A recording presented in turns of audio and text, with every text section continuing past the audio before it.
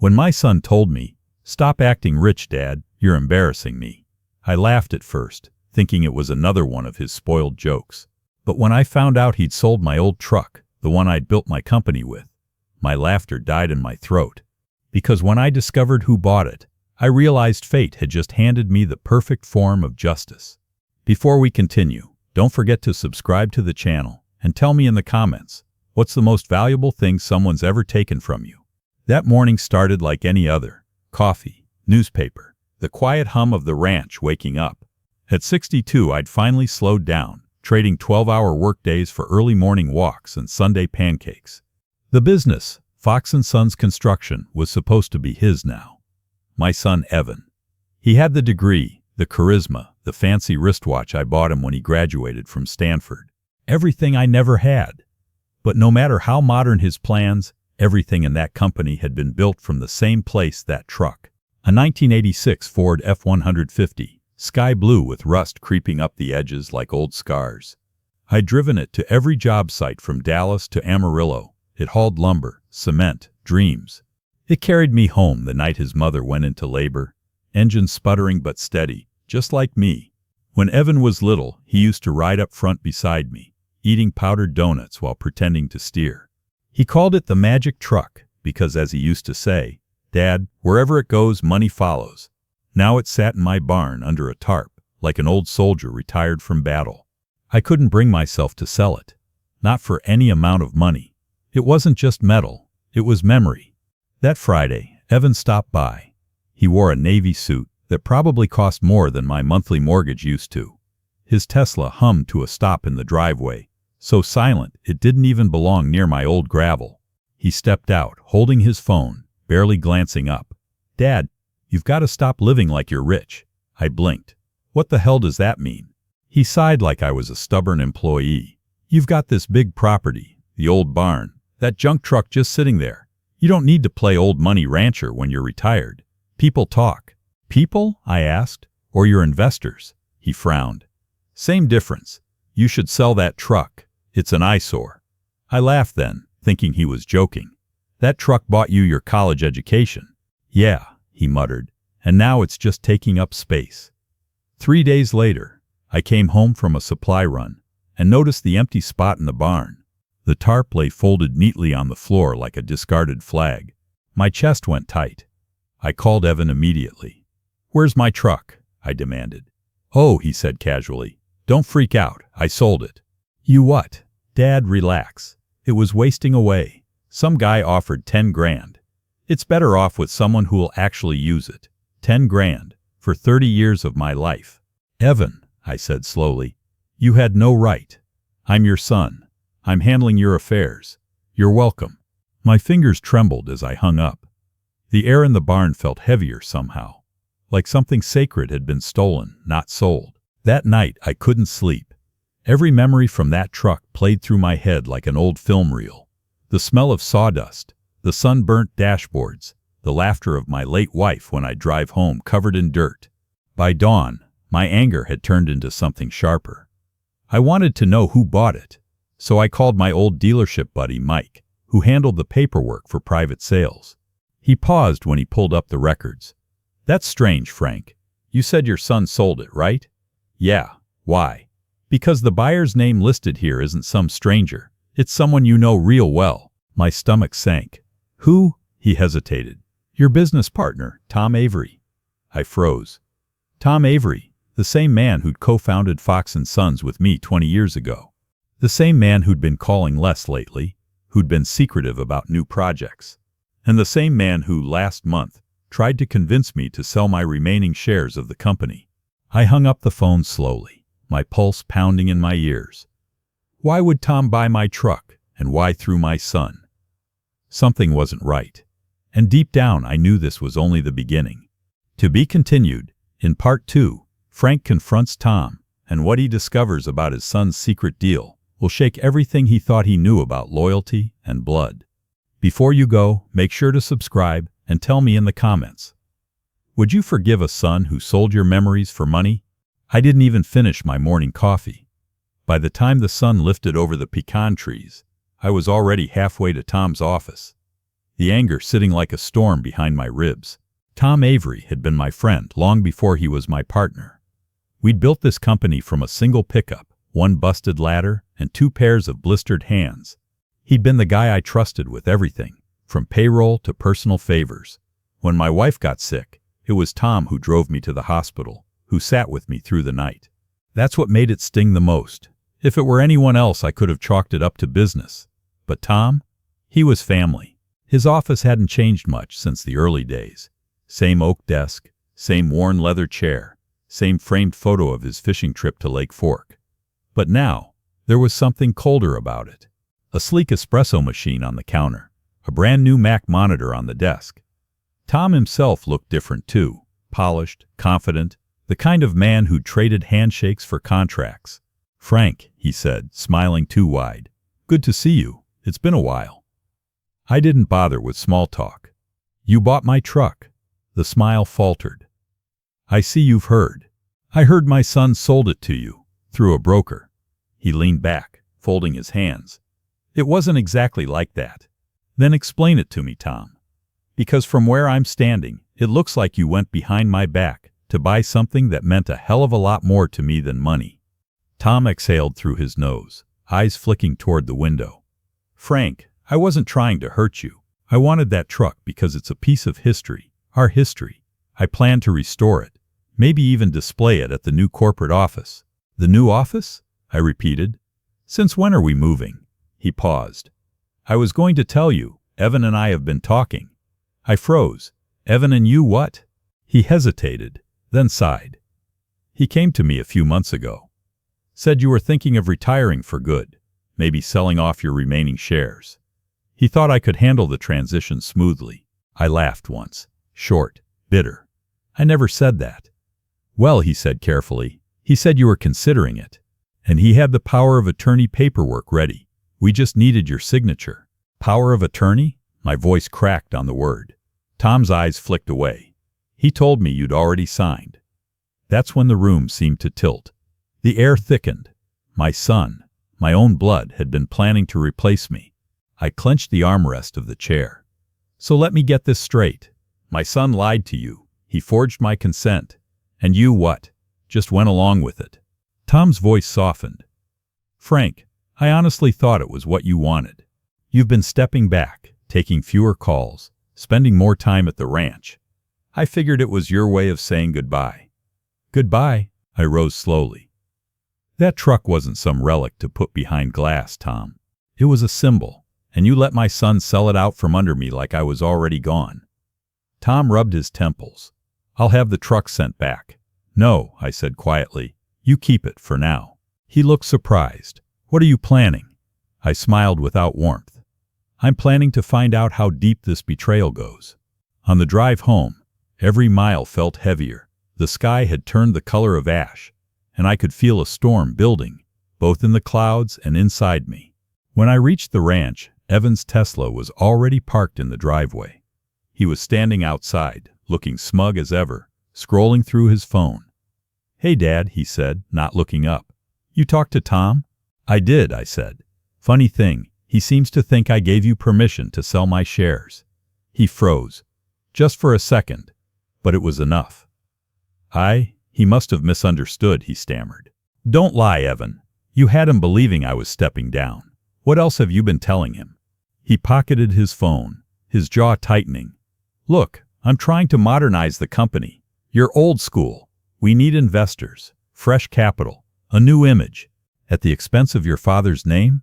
At the expense of dead weight," he snapped. Then he realized what he'd said and looked away, jaw twitching. "You've had your time, Dad. You built something great, but now it's my turn." "By lying to me? By stealing what I built?" He crossed his arms. "You always said Fox & Sons was about legacy. Well, I'm the son. I'm just taking it further than you ever could." I wanted to hit him. God help me, I did.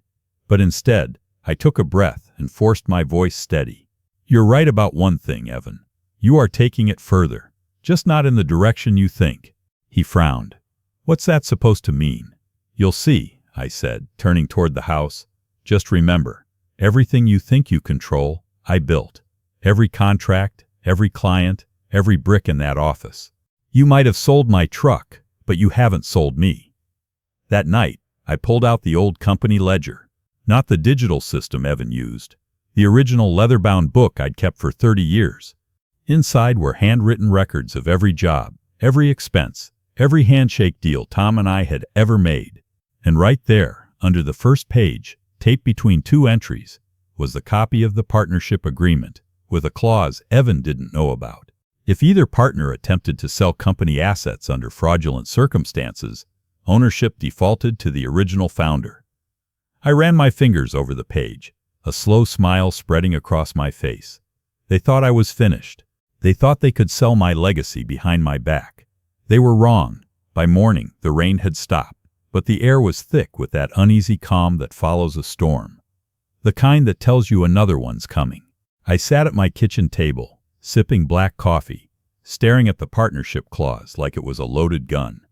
Every word on that page had been written by a younger version of me, a man who didn't trust easily, who'd seen deals crumble over greed. Back then, Tom and I agreed that Fox & Sons would never fall into corporate hands. It was a company built by sweat, not suits. And now my own son had tried to turn it into a portfolio trophy. I called my lawyer, an old friend named Gordon, who'd helped draft the agreement. "Frank, I thought you retired from this kind of drama," he said when he picked up. "Apparently drama doesn't retire from me," I said. I explained everything, the truck, the forged documents, the so-called transition. He was silent for a long moment. Then he whistled softly. "Your son committed fraud, Frank. If Tom moved forward under false representation, he's implicated too, though unintentionally." "I don't want to destroy him," I said. "I just want him to understand what he's done." "You mean you want to teach him a lesson?" I smiled faintly. "Exactly." That evening, I called Tom. My voice calm, my tone measured. "Tom, I've been thinking. Maybe Evan's right. Maybe it's time I finally step aside. Let's meet tomorrow at the office to finalize everything." There was a pause. Then a cautious, "Are you sure about this, Frank?" "Absolutely," I said. "Let's make it official." When I hung up, I leaned back in my chair and let the silence of the house wrap around me.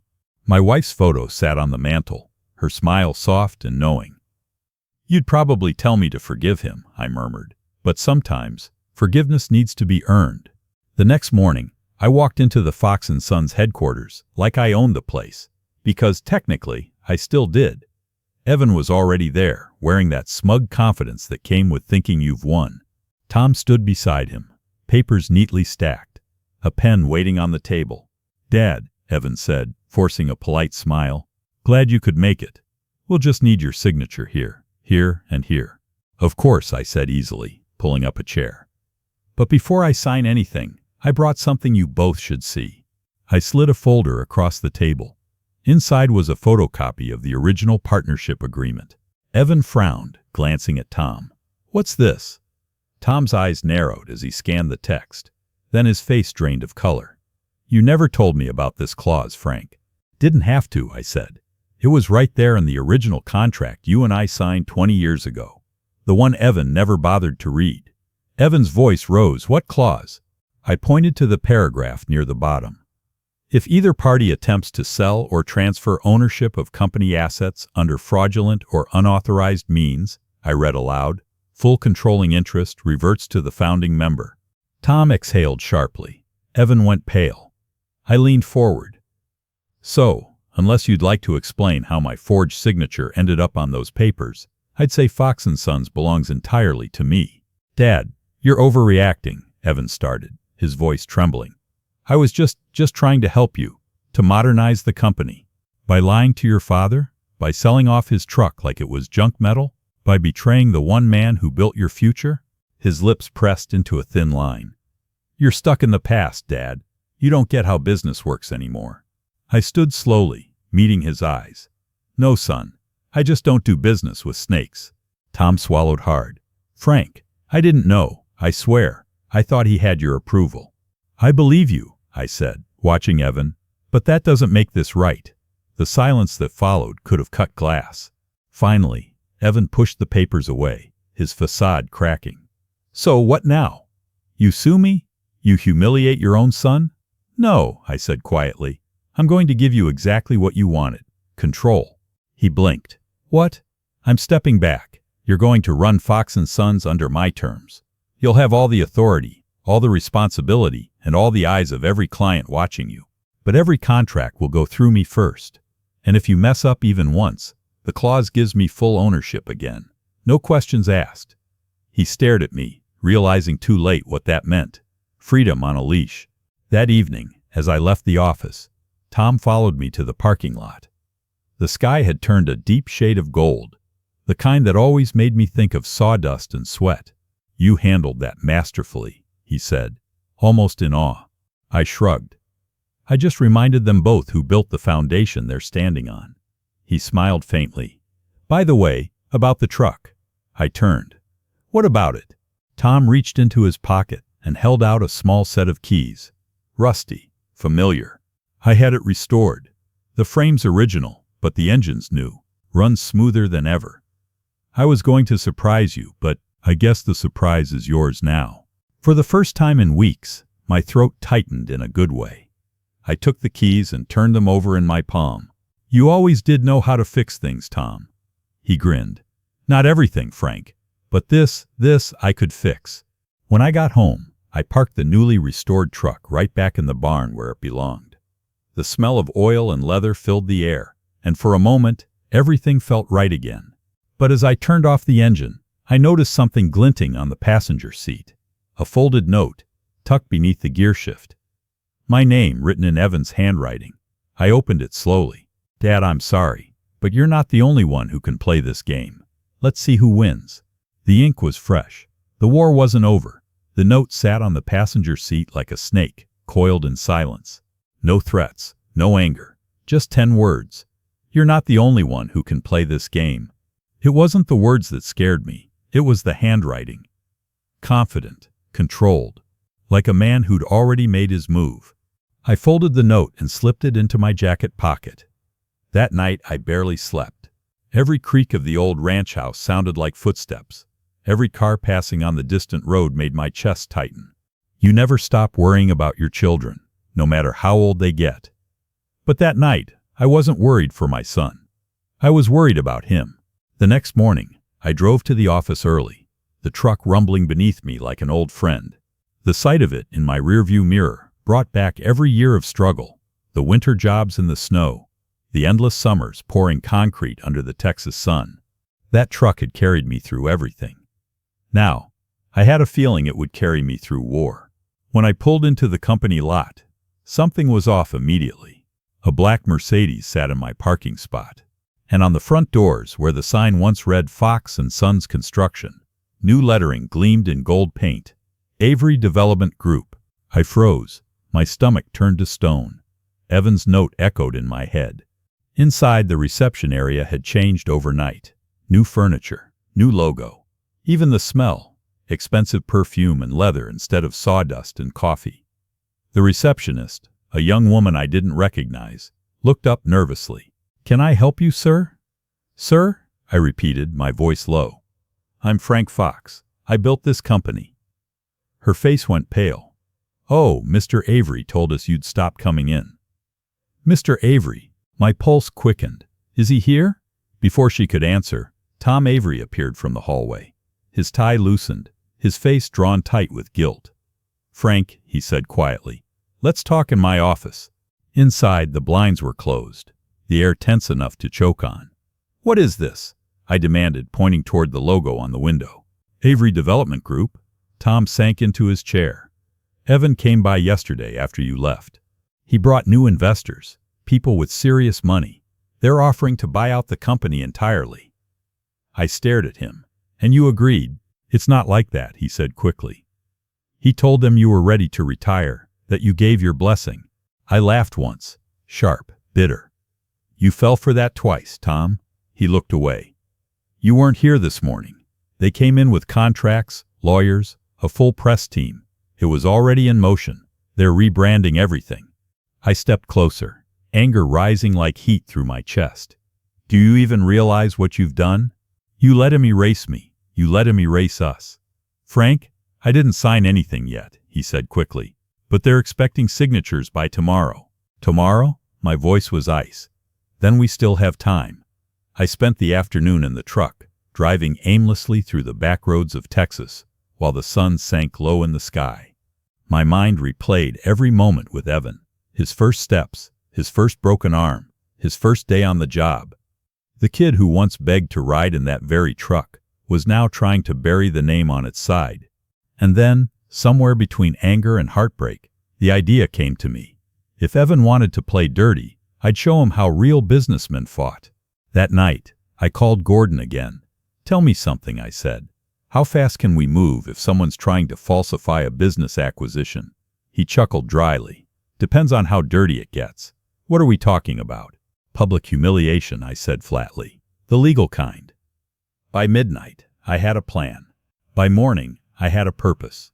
And by noon, I was standing outside the corporate office with a folder that could end both my son's ambitions and Tom's partnership in one swift move. When I entered the boardroom, the air was heavy with tension. Evan sat at the head of the table, a navy suit perfectly tailored, his smile sharp as a blade. Next to him sat two men in designer suits and one woman with a silver laptop, fingers flying across the keyboard. "Dad," Evan said, feigning warmth. "Didn't expect to see you here." "I could say the same," I replied. "You've been busy." He gestured toward the documents in front of him. "It's progress. Investors want to rebrand, expand nationally. Fox & Sons is old news. This," he spread his hands, "is the future. Built on lies," I said quietly. He frowned. "Excuse me?" I tossed the folder onto the table. Inside were printed copies of the legal clause, notarized partnership records, and most importantly, the pending fraud report Gordon had filed that morning with the State Commerce Bureau. "You didn't just overstep," I said, my voice steady. "You committed corporate fraud. You misrepresented my ownership stake, forged signatures, and attempted to sell company assets without authorization." The room went dead silent. One of the investors cleared his throat.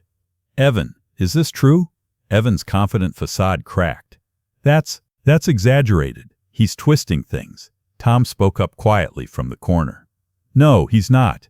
I saw the documents myself. Frank never signed anything." The investors exchanged uneasy looks. The woman with the laptop typed rapidly, then froze. "Mr. Avery," she said, looking at Tom, "we can't proceed with this deal. The ownership status is legally disputed." Evan stood, his voice rising. "This is my company. I run the operations. I have the clients." "I know," I interrupted. "You have my name. But the company, that's mine." He glared at me, eyes blazing. "You think you've won? You can't stop progress." "Maybe not," I said, "but I can stop you." By the time I walked out of that office, the gold Avery Development Group sign was already being peeled off the glass. The investors had withdrawn. The deal was dead. And Evan, my son, was standing in the doorway, his perfect world crumbling around him. As I started the truck, he shouted after me, "You think this is over, old man? You're destroying your own family." I looked at him through the rain-smeared windshield. "No, son. You did that yourself." That night, I sat on the porch, the rain tapping against the tin roof. The truck keys dangled from my fingers. Victory didn't taste sweet. It tasted like loneliness. Because revenge doesn't fix betrayal. It only ends the conversation. And deep down, I still hoped Evan would call. Still hoped he'd remember who built the road he was walking on. 3 days. That's how long it took before the silence became unbearable. No calls, no emails, no angry messages. Evan had simply vanished, like a man walking into fog and never coming back out. At first I didn't worry. Pride wounds harder than failure. I figured he just needed time to lick his ego clean. But by the 5th day, something in my gut twisted differently. The kind of worry only a parent understands, the one that starts quiet and grows like a drumbeat in your chest. Tom called that evening. "Frank," he said, his voice hesitant, "have you heard from him?" "No." "You?" "Nothing." "But one of our suppliers called. Said Evan pulled out the company's backup account balance last week. 40 grand. Gone." My pulse jumped. 40 grand. What the hell for? Tom sighed. He told them it was for a new project. Something private. Private. The word echoed like a warning bell. I didn't sleep that night. I kept replaying every argument. Every moment I'd pushed him too hard. Every time I'd been proud but didn't say it out loud. Maybe this wasn't just about greed. Maybe he was running from something, or towards something worse. By morning, I was in my truck, heading toward Dallas, where Evan had an apartment. The city skyline rose like a blade against the horizon, sharp and gray. His building sat in one of those shiny new districts, where every lobby smells like money and regret. The concierge frowned when I asked for Evan. Mr. Fox checked out 2 nights ago. He left no forwarding address. Checked out, I repeated. He lived here for years. The man hesitated, lowering his voice. He seemed upset, said he needed a break from fake people and family politics. Left in a hurry. Outside, I sat on a cold bench under the overhang. The sky hung low, threatening rain again. I pulled out my phone, thumb hovering over his number. Then, for the first time in weeks, it rang, an unknown caller ID. But I knew that area code by heart. I answered, "Evan?" Silence, then a rough sigh. "Dad." I closed my eyes. "Where are you?" "Somewhere quiet," he said. His voice was tired, older somehow. "I needed space. You withdrew company money. I'll return it," he said quickly. "It's not what you think. I think you're running from your mistakes." He laughed bitterly. "You always think that. You've never once considered I might be trying to fix them." "Fix them how? By rebranding my company? By forging my name?" He didn't answer right away. When he finally spoke, his voice had softened. "I found out something, Dad. Something about Tom." That froze me mid-breath. "Tom? What about him? He's been funneling money out of the business. Small transfers, 20, 30,000 at a time. Offshore accounts. I saw the records before I left. I was trying to catch him before you found out." My chest tightened. "You're lying." "I wish I was. He's been doing it for over a year." I looked down at the old truck keys in my hand. The same keys Tom had given back to me with a smile. "You have proof?" "I took screenshots of the transfers, but I can't send them yet. I'm still digging." "Where are you, Evan?" I demanded. "If Tom's behind this, you could be in danger." He hesitated. Then, "Just trust me this once, Dad. I'll come back when I have everything." The line went dead. For a moment, I just sat there, the phone pressed against my ear, listening to the sound of my own breathing. Then I started the engine and drove straight back to the office. Tom was there, as calm as ever, sipping his coffee like nothing in the world could touch him. But when I walked in, his smile faltered. "Frank, you look like you've seen a ghost." "Maybe I have," I said. "Evan called me." Tom froze mid-sip. "Did he?" "He says you've been moving company funds offshore." For a moment, he didn't blink. Then he set the cup down slowly. "That's ridiculous, is it?" I asked quietly. He said he had screenshots, said he was gathering proof. He chuckled, but it sounded strained. "Frank, come on. You know your son's desperate. He's trying to turn you against me." "Maybe," I said. "But you and I both know there's one way to settle it." I reached into my jacket and pulled out a flash drive, one I'd retrieved from my home office that morning.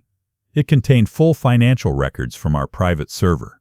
"Let's run an audit," I said. "Right now." Tom's jaw tightened. "Frank, I don't think that's necessary." "That's exactly why it is," I said, locking eyes with him. "Unless you've got something to hide." For the first time in our 20-year partnership, I saw it, a flicker of fear in his eyes. Not guilt, fear. The kind that doesn't come from being accused, the kind that comes from being caught. He stood abruptly. "I have a meeting. We'll discuss this later." "You're not going anywhere," I said, stepping between him and the door. "Not until I know the truth." For a tense moment, we just stood there, 2 old men with too much history and too many secrets. Then, without another word, Tom brushed past me and left. But I saw it then, the sheen of sweat on his collar, the tremor in his hand. Evan was right. That night, I sat in the dark with the truck parked beside the house, headlights off. My son had betrayed me. My partner had betrayed us both. And yet, somehow, I still loved them both. In different, impossible ways. Somewhere out there, Evan was chasing the truth. And somewhere in his office, Tom was covering tracks. The next move would decide everything. The next morning, the storm finally broke. Thunder rolled across the hills like an omen. rain hammering the old tin roof of my ranch house. I hadn't slept. The image of Tom's trembling hand, his too casual laugh, played in my head all night. And Evan's voice, low, tired but certain, echoed with every drop of rain. "Just trust me this once, Dad. I'll come back when I have everything." I wanted to believe him. God, I wanted to. But when your son has lied, stolen, and tried to erase you, belief doesn't come easy. Still, something about his tone, quiet, stripped of arrogance, made me think this time might be different. So I did what I hadn't done in a long time. I trusted him. And then I prepared for war. By noon, I was at the office with Gordon, my lawyer, reviewing the company's books line by line. Tom hadn't shown up all morning. His assistant said he'd gone out of town for a meeting. But the audit told a different story. Gordon's finger traced a series of small, recurring withdrawals. "Here," he said, $22,000 every 6 weeks, wired to a shell account under a holding company in Nevada. It's been happening for 14 months. My stomach turned. 14 months, that's nearly $500,000. He nodded grimly. "It gets worse. Those funds were tagged under equipment replacement. He's been forging invoices with fake suppliers. So the company was bleeding money right under my nose," I said. "Right under both your noses," Gordon replied. Evan wasn't lying. I stared at the ledger. Guilt and pride twisted inside me, two emotions that had never mixed before. My son, the boy I'd called reckless, arrogant, ungrateful, had been the one trying to protect the company, trying to protect me. And in return, I'd called him a snake. I picked up my phone and called him again, straight to voicemail, then again, and again. Finally, a message beeped. His voice came through, rushed, strained, full of background noise. "Dad, I think Tom knows I found the accounts. Someone's been following me since yesterday. I'm in Fort Worth, near the old freight yard. I'll send you everything when I get to a safe place." Then the call cut off. Static, wind, silence. Within an hour, I was in the truck, tires biting into wet asphalt as I sped toward Fort Worth. The rain came down hard, blurring the road, my wipers slapping rhythmically against the glass. I kept one hand tight on the wheel, the other on the phone, redialing him every 5 minutes. No answer. By the time I reached the freight yard, the storm had slowed to a drizzle. The place looked deserted. Rows of rusted boxcars, puddles reflecting gray sky. And there, half hidden near the loading bay, sat Evan's black Tesla. The driver's door was open, the engine still humming. My heart pounded as I stepped out, calling his name. "Evan." No answer. I moved closer, rain dripping from my jacket, scanning the area. The passenger seat held a laptop, its screen cracked, but still faintly glowing. Lines of code, spreadsheets, offshore accounts, all the evidence he'd promised. But no Evan. Then I saw it. Muddy footprints leading from the Tesla to a nearby storage building. I followed them. Inside, the air smelled of rust and diesel. The light flickered weakly from a hanging bulb. And there, on the floor, was a phone. His phone, smashed. A fresh set of tire tracks curved across the wet concrete, leading straight out the back gate. Whoever had been following him wasn't following anymore. They'd found him. That night, the police took my statement. They promised to search, to check nearby cameras, to do everything they could. But I could see it in their eyes. They didn't expect much. When grown men disappear, people assume it's voluntary. But I knew my son. He might have been foolish, but he wasn't a coward. As I drove home, every passing mile felt heavier. I kept seeing him as a boy again, his little hands gripping the steering wheel of my old truck, pretending he was driving to build skyscrapers and change the world. Somewhere along the way, I'd stopped being his hero. Now, I just hoped I hadn't lost him completely. A week passed, then 2. No word. The police had nothing but dead ends. Tom stopped showing up to work altogether. The company, my company, was teetering, clients calling with nervous questions about instability. Then, one morning, a package arrived at my ranch. No return address, just my name, written in Evan's handwriting. Inside was a flash drive and a single note. For Dad. When the truth comes out, don't hate me. Just finish what I started. My hands shook as I plugged it into my laptop. The drive contained every document, every offshore transaction, every fraudulent invoice. And at the end, a video file. I clicked play. The screen flickered. Evan sat in what looked like a motel room. His hair was messy, his eyes shadowed, but there was clarity in his voice I'd never heard before. "Dad," he began quietly, "I know you probably hate me. Maybe you have a right to, but Tom's been stealing from you for years. I tried to stop him the wrong way. I thought if I played his game I could outsmart him." He looked down, swallowing hard. "But he found out.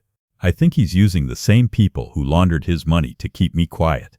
If something happens to me, give this drive to the police. It'll bury him." He paused, looking straight into the camera. "And Dad, I'm sorry I sold your truck. I thought I was protecting you from yourself, from the past. I didn't realize that truck was the only thing keeping you grounded." He gave a small, tired smile. "If I make it back, maybe we can go for a ride again. You drive. I'll just watch this time." The video ended. I sat there for a long time, staring at the dark screen, feeling the weight of 30 years pressed down on my chest. The pride, the anger, the silence between us that had turned into a canyon. For the first time I cried, not for what was lost, but for what I never said.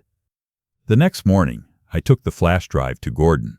We handed it to the police together. Within a week, they'd frozen Tom's accounts and issued a warrant. He tried to run. They caught him boarding a flight to Costa Rica. When they brought him in, the man looked hollow, gray, defeated. He wouldn't look me in the eye. "You should have stayed out of it, Frank," he muttered as they led him away. But I just stared back. "You should have remembered who you built it with." Evan never came home. The police found his car abandoned across the border, his wallet still inside. Some said he fled to protect himself. Others said Tom's people got to him first. But I don't believe he's gone. Not really. Sometimes when I drive that old truck down the dirt road at sunset, I swear I can still hear his laughter beside me, like an echo refusing to die. 1 year, that's how long it took for the anger to fade into grief, and grief to harden into something quieter, acceptance. For 12 months, I woke up every morning expecting a call that never came. The old truck sat in the barn, polished, tuned, untouched, like a shrine to the boy who'd once sat beside me, legs too short to reach the pedals, laughing as he pretended to drive. I kept the keys on the hook by the door, waiting for a hand that never came back to claim them. Tom was serving his sentence now, 6 years for embezzlement, money laundering, and obstruction. When the verdict came down, I didn't feel triumph, just exhaustion. Winning meant nothing when you'd lost what mattered most. But time has a strange way of softening even the deepest wounds. The company survived. Gordon helped me rebuild, lean and honest this time. Somehow the name Fox & Son still stood above the office door, even if there was only one Fox left to carry it. Until the morning that changed everything. It was late March when I found the letter. Not in the mailbox, not from a courier, but resting on my porch swing, weighed down by a smooth gray stone. The envelope was rain-speckled, the handwriting unmistakable. Evans. My hands trembled as I broke the seal. The paper smelled faintly of engine oil and travel dust. "Dad, if you're reading this, it means I finally stopped running. You were right. Some things can't be fixed with ambition or anger. I've spent the last year trying to make peace with the mess I created. But I also found something else. Something I think you'll want to see. Enclosed is a key. It belongs to a storage unit, just outside Amarillo. Inside, you'll find the last piece of what we started. Please go alone. And Dad, don't forgive me yet. Not until you see it. No signature, just a small rusted key, taped to the bottom of the page. I stared at it for a long time before I moved. By sundown, I was in the truck, heading north. The drive felt heavier this time. Every curve in the road, every flash of landscape a memory. I didn't play the radio, didn't think, just drove. The storage facility was old. A row of corrugated metal units along a dirt road. The wind howled through the gaps like a warning. I found Unit 317 and slid the key into the lock. It turned easily. Inside, dust motes danced in a beam of late light. And there, under a tarp, sat another truck. A near-perfect replica of mine. Same model, same color, even the same scratches on the tailgate, but newer, restored, powerful, and on the driver's seat, a manila envelope with my name written in thick black ink.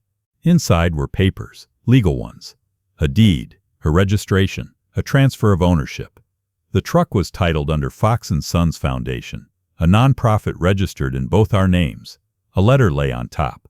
Dad, I couldn't give back what I took from you, but I could give something that would last beyond both of us. The foundation's funded with the money Tom stole. Everything I could recover. It'll rebuild homes, fund small builders, help men like you once were. Guys with calloused hands and big dreams. This truck belongs to them now. To every kid who grew up believing a man with a toolbox could change the world. And to you, for proving it's true. Don't come looking for me. Not yet. I'm not ready to be found. When you drive this truck, just remember, you didn't lose your son. You built him. My hands shook as I traced the signature at the bottom. Evan Fox. For a long time, I sat behind the wheel of that truck, staring out at the setting sun. And for the first time in a year, I smiled. Not because I'd forgiven him, but because I understood him. He hadn't vanished. He'd grown. He was doing what I'd taught him, building something from the wreckage, not for profit, for purpose. When I started the engine, it roared to life. Steady, strong, proud, just like the man who'd left it behind. A few weeks later, the Fox & Sons Foundation broke ground on its first project, a community center for laid-off builders and single fathers. I stood there, watching volunteers unload lumber, the new blue truck parked proudly out front. A camera crew arrived from the local news. The reporter smiled and asked, "Mr. Fox, what made you start all this at your age?" I looked straight into the camera. "It wasn't me," I said softly. "It was my son." That night, I drove home under a velvet sky full of stars. Halfway down the road, my phone buzzed with a single text from an unknown number. "Nice to see you driving again, old man. In morn?" I laughed through the tears that came uninvited. For the first time in a long while, the road ahead didn't feel lonely anymore. Sometimes, losing everything is how you learn what truly matters. Family isn't about perfection. It's about the courage to come back home. If you believe in second chances, subscribe to the channel and tell me in the comments. Would you forgive the ones who broke you if they did it trying to save you? It's funny how life works. We spend half of it trying to build something for our children, then the other half realizing they were building us too. Evan had betrayed me, yes, but in his redemption, he gave me something better than forgiveness. He gave me meaning again. Every time I start that truck, I feel him there right beside me. And every road we drive now belongs to both of us.